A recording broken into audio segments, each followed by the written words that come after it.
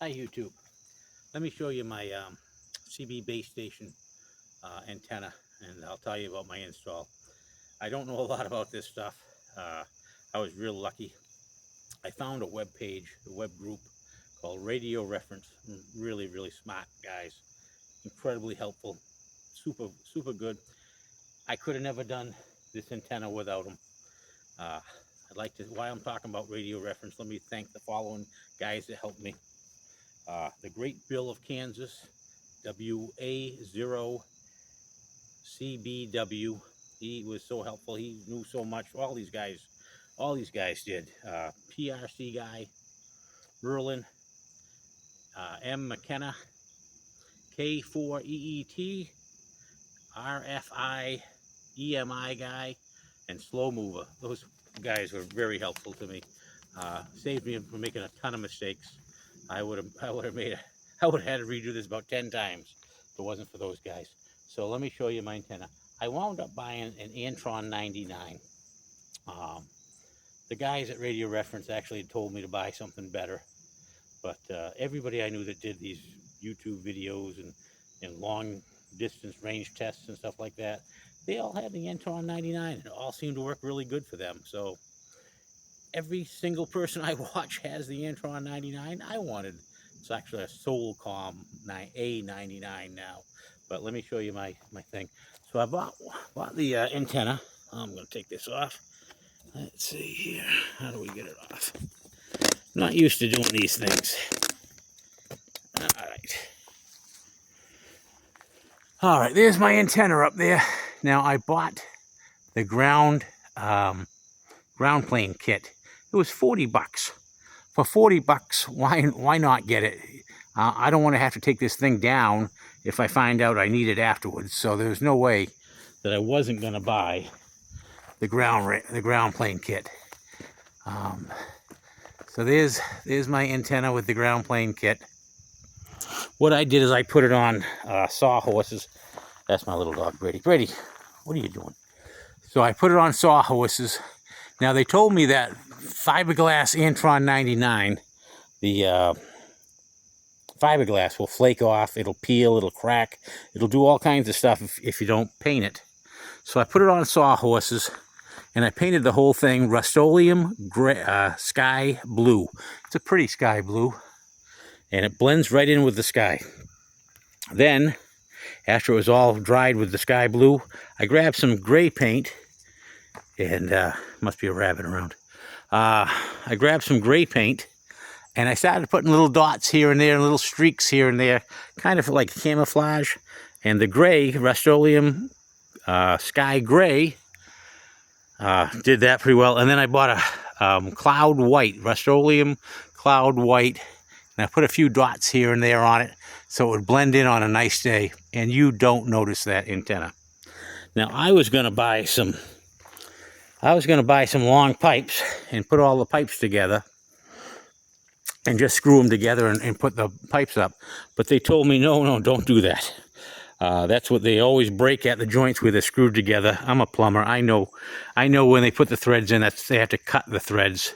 And wherever they cut those threads, it's the thinnest part of the pipe. So I know that will happen. So what they had suggested is putting a pipe that slides inside of another pipe. Great idea. So that's what I did. They actually had said use like a 4-inch and slide a 3-inch inside, then slide a 2-inch inside the 3-inch, then slide an 1.5 inches inside the, you get the idea. I decided to do it with 2 pipes. So I bought a top rail pipe. Now, you see the fence, you have that top section. You can buy that top section. It's very thin and flimsy, and it's not a great pipe. And this is it right here. This is the I think it's 1 3/8 inch top rail pipe. Then, so I bought 3 of those, so that would be 30 feet. And then I bought 1.25 inch EMT. Now the EMT is pretty darn strong and pretty darn heavy. And what I did is I cut the first one in half, so I cut 5 feet off of it. And can you see where those bolts are right there? Where those bolts are, that's about maybe 1.5 to 2 feet before the joint. So what I did is I made sure that 5 feet of the EMT, I slid it over to the top. So we'll say 7 feet.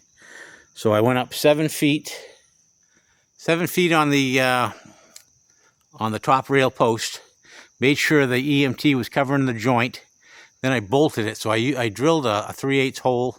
I put a 1/4 inch stainless steel bolt and stainless steel lock washers and a stainless steel lock nut on both sides. Then above I did the same. And then I just kept putting the EMT up there that would hold it all together. I should have put couplings on the EMT, but I didn't. So what we did, I tamped the ground down. I tamped it down really good and solid right there, and I put a couple of cement blocks there. Now, when we went to lift this thing up, it weighs a ton. So you figure it's 60 feet of pipe, pipe inside of a pipe. And plus the antenna, plus I bought this LMR 400 to do everything. So we went to put it up, and it was so heavy, and it was still kind of flimsy and flexible. But now that I've got the pipe inside of the pipe, there's no wind that's ever going to break that. Because of the pipe inside of the pipe, I have a little bit of give to it. And with a little bit of give, it does float around a little bit, but there's no way you're going to break a pipe inside of a pipe. It's double thickness. There's no way that's going to break. So that's going to be there throughout any hurricanes and anything. Then I bought some of these from Amazon. They're stainless steel house brackets. I bought 4 of them. They came with a 3-inch lag bolt. There's no way you're going to pull this out of the house unless you got a Mack truck. So what we did was I went up on the extension ladder and I put the first one as high up as I could. There's the first one. And we couldn't lift this thing up. We had 3 of us, but this thing is 50 feet tall, and we're at the bottom of it. So trying to lift 50 feet, plus it's, like I say, it's quite heavy. So what we did was we took a 100-foot rope, threw it over the garage, tied it to the end, and then we pulled it up. And we pulled that up, and we had a guy go up the extension ladder and put it in the first house bracket, put a level on it, and then we leveled it down, put another bracket, and then we leveled it down, put another bracket, leveled it down, and so forth. And now it's up there good. When I had the Antron on the sawhorses, I put the LMR 400 on there, and I put a Coax seal at the very top so water doesn't affect it. So I wrapped the hell out of it and sealed it up tight as I could up there. So now it's nice and sealed. Now, if you have a lightning strike, lightning's going to go down this mast. I have an 8-foot ground rod, 5/8 by 8 feet deep. I have the mast grounded. I have a lightning arrestor in the box, and I also have a 3rd wire. And the 3rd wire goes in the ground, goes underground, goes all the way around the house, and ties in to the existing electrical ground. You've got to tie the ground from the CB antenna to the house electrical ground. Both grounds have to be done grounded together. So you're going to have to dig a trench and go all the way around to the house ground. Now, like I say, I've got the lightning arrestor has to be in a waterproof box. So I went online and I found these. They're plastic, but on eBay they have these $30 100% waterproof for a cable company.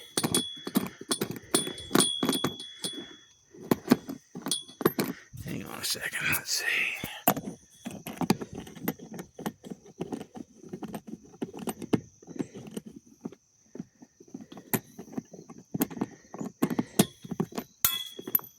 Alright. Haven't opened this thing in forever. All right. So there's my lightning arrestor. Now, if lightning hits this, hopefully it'll come down the mast and you've got to give lightning a place to go. You don't want it to hit your house. So you're trying to encourage the lightning to go to ground. You got to give it a place to go. If it doesn't come down my mast and it comes down on my coax, well, a lot of guys would say, hey, you put the coax in the top of the box. Well, I did. If the coax came down, and a lot of times the guys would like to go under and come up from the bottom and in. And that way the water will, it's a drip loop, and the water will run off the bottom of the coax. Well, if you do that, lightning is traveling at 1,000,000 miles an hour. If lightning comes down that coax, lightning will not curve. Believe me, I worked for the gas and electric. Every time lightning hits our wires out on the street, it'll straighten the wires out, and it'll actually straighten them out, and it'll break the pole, the next pole over, because it just straightens the wires out. It won't curve or bend. So if this was curved or bent, you know, the coax was curved or bent to go in the bottom, it's very likely that the lightning could come down the coax and jump off. If it jumped off onto my house, it could start a fire and burn the house down. Believe me, lightning will not hit your house when you're home. It only does it when you're at work or you're on vacation. So then I called my insurance company, and I said, hey guys, will you cover me if I have a lightning strike on a ham radio or a CB antenna? And they say, absolutely, as long as it's properly installed and you have a permit for it. So I called the electrical inspector, and he came over. I did everything, but he came over. He didn't like the trench, but anyway, I had to dig that a little deeper. But other than that, he said, oh yeah, it's perfectly fine. As long as you have the two grounds tied together and everything is grounded here. So he was fine. So I'm covered by my insurance company if something happens. But if you don't put a lightning arrestor and a ground rod in the ground and tie the two, the house electrical ground and the CB electrical ground together, you're not going to be covered under insurance. Can you imagine having a lightning strike and you lose everything and the insurance company won't pay? So again, lightning comes down, we'll go to here. Now you can't cross anything. This is the wire that's going into my house. You don't want to put this wire crossing it. So if lightning goes down, it's going to come down, hopefully. It's going to get onto my number 4 copper wire and go down to my ground rod. But again, it's not going to cross. Now then, I came down, I went up and put the hole here, because lightning goes down. Lightning's not going to go back up and then into the house. I don't want lightning going into my house. So lightning will go down along this, hopefully jump onto here. I didn't cross these because obviously if you had this crossing or in the back or on the side, lightning would jump from one to the other.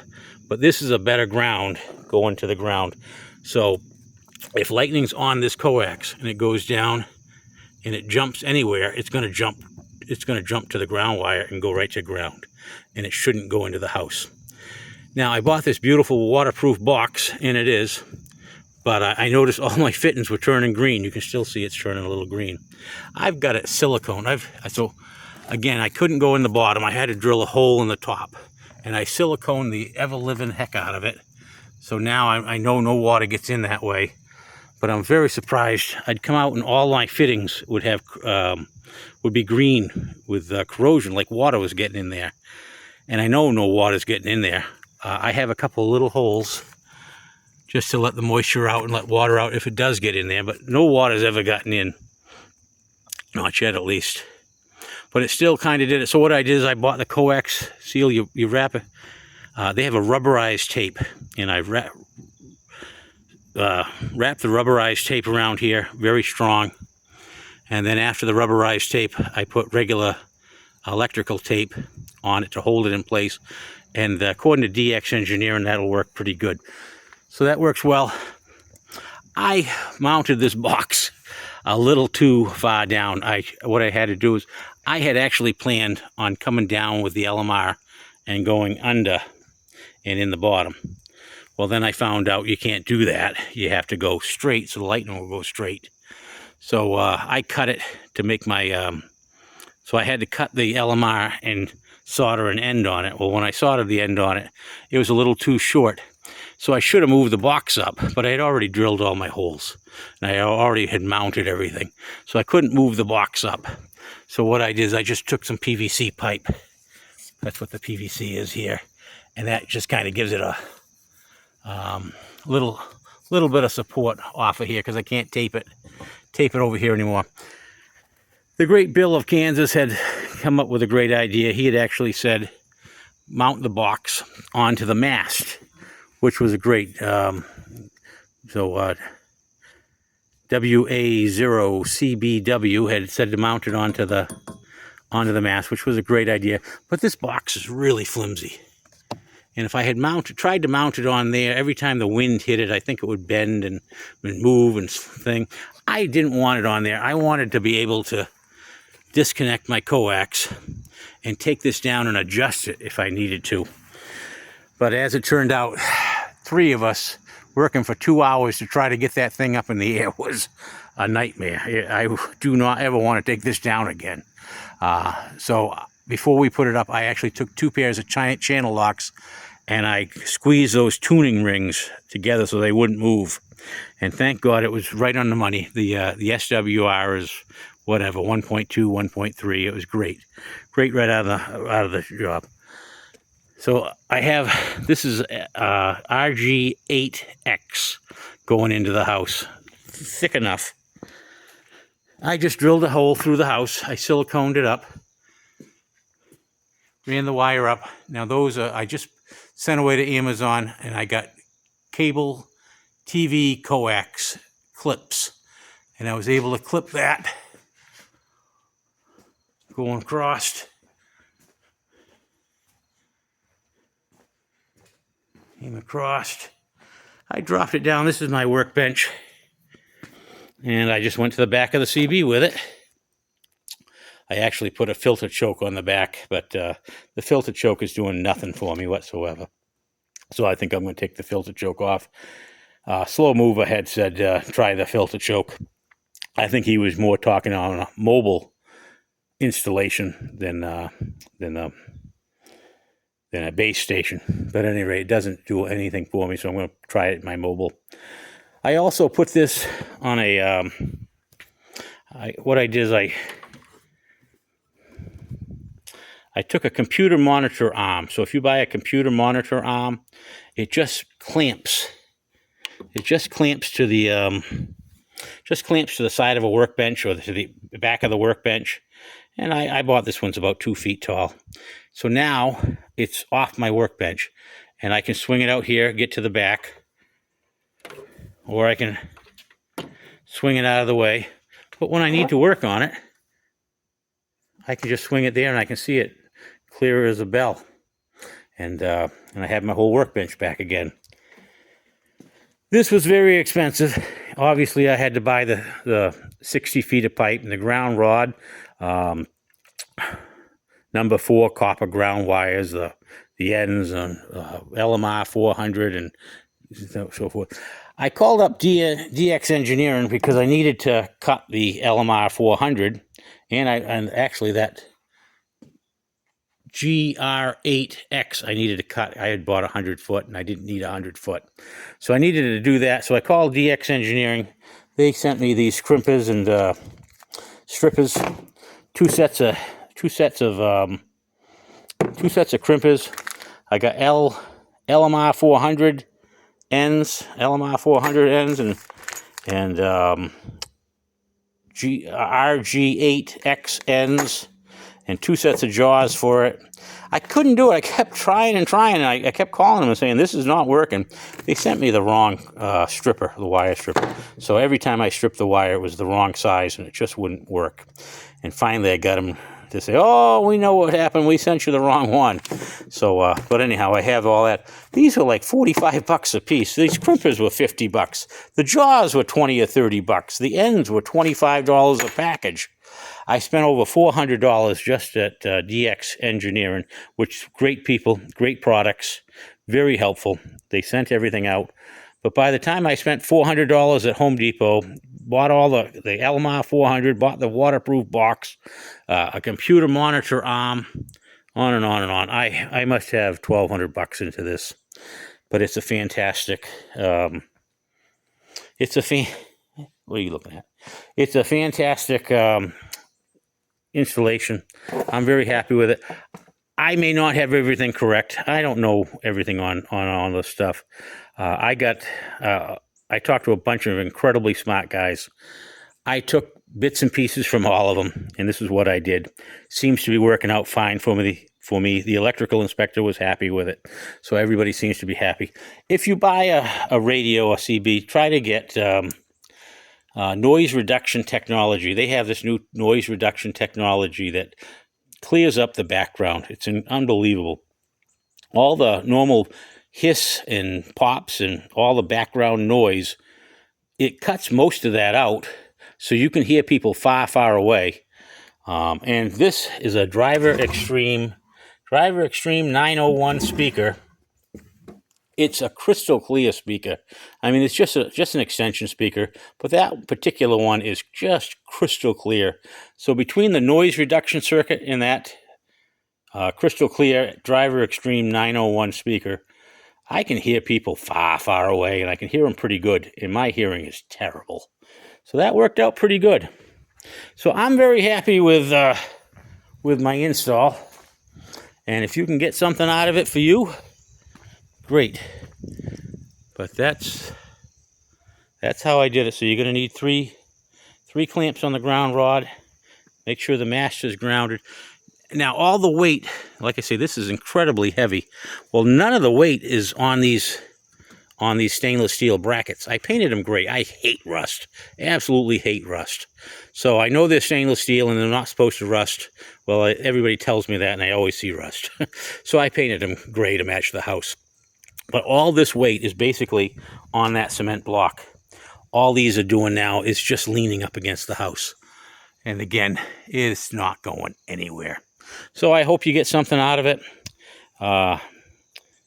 Hopefully you'll ground it right. I see all these guys, kind of the reason I'm making the videos, I see all these guys grounding, they just come down with the wire and go right into the house and go into the CB. And that's just inviting the electricity, lightning into the house, and you're going to have all kinds of problems. So you have a good day. I hope you got something out of the video.